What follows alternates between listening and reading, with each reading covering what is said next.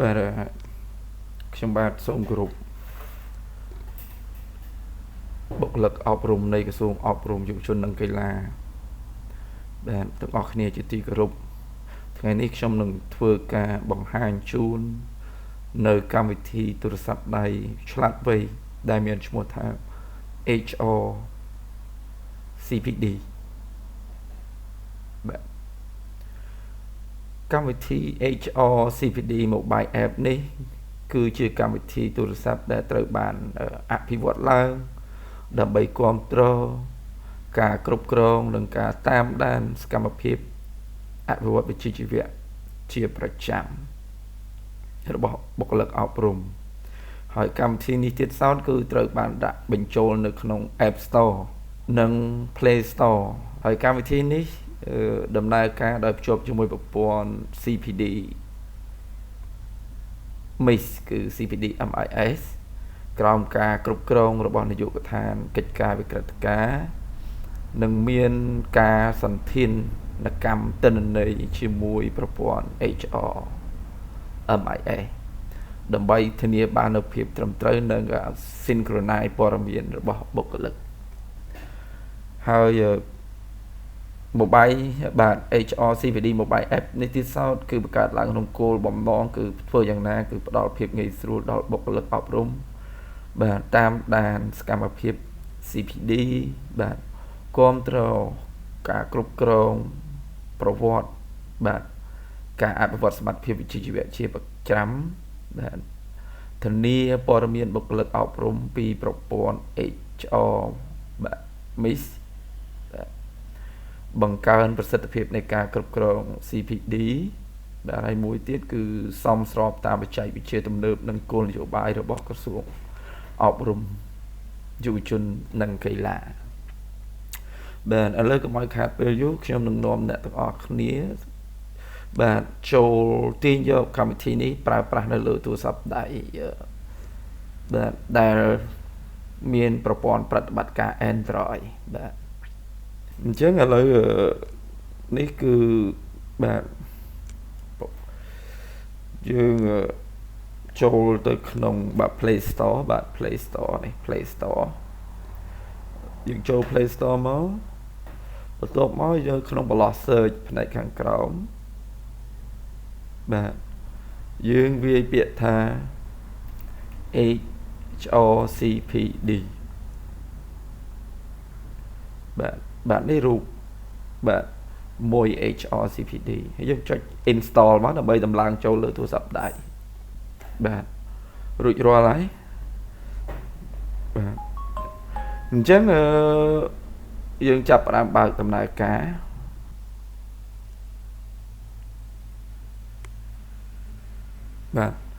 បាទនេះគឺជា icon នៃកម្មវិធី HR CPD បាទមានរូបបែបនេះ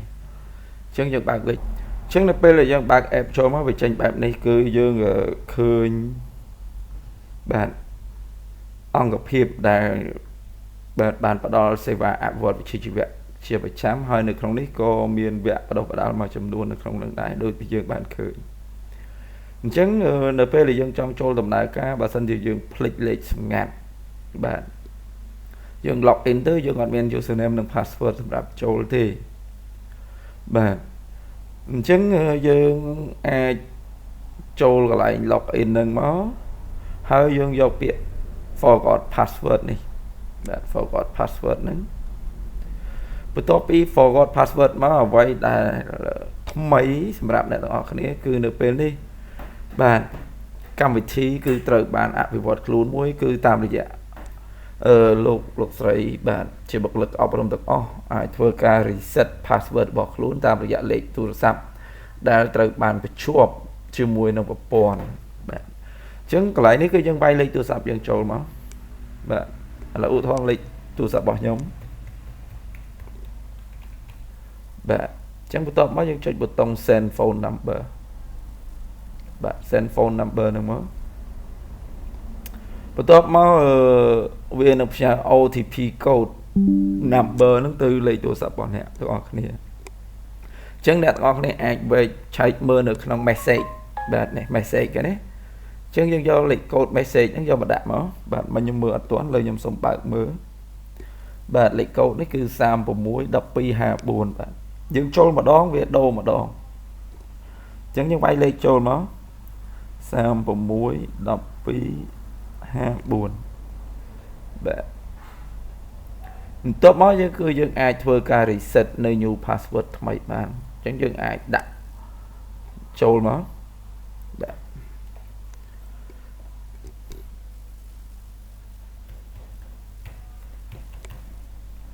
បាទ confirm password វានៅវាយម្ដងទៀត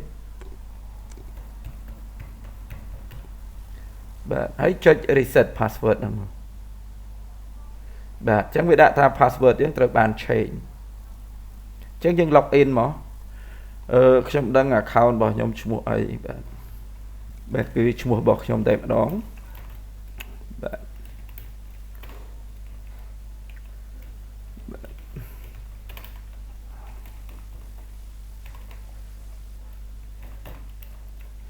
បាទអញ្ចឹង password គឺ password ដែលខ្ញុំបាន reset មិញបាទខ្ញុំចុច log in មកបាទនេះចូលបានហើយអញ្ចឹងយើងចុចប៊ូតុង home យើងឃើញមានអង្គភាពដែលផ្ដល់សេវាបាទយើងអាចដូរភាសាបានដែរបើសិនជាយើងអត់ចង់មើលភាសាអង់គ្លេសឬយើងអត់ចេះអង់គ្លេសបាទយើងដូរមកបាទបន្ទាប់ពីយើងបានចូលបានយើងអាចដូរបាទដូរនៅភាសាឬក៏លេខសម្ងាត់ថ្មីបានហើយនេះគឺជា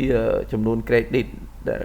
យើងទទួលបានការបដិបត្តិទទួលបាន credit យើងអាចចុចមើលបានថាយើងទទួលបាន credit ហ្នឹងវគ្គអីដែរប្រមាណ credit ហើយទទួលបាននៅឆ្នាំណាលេខកូដប្រមាណ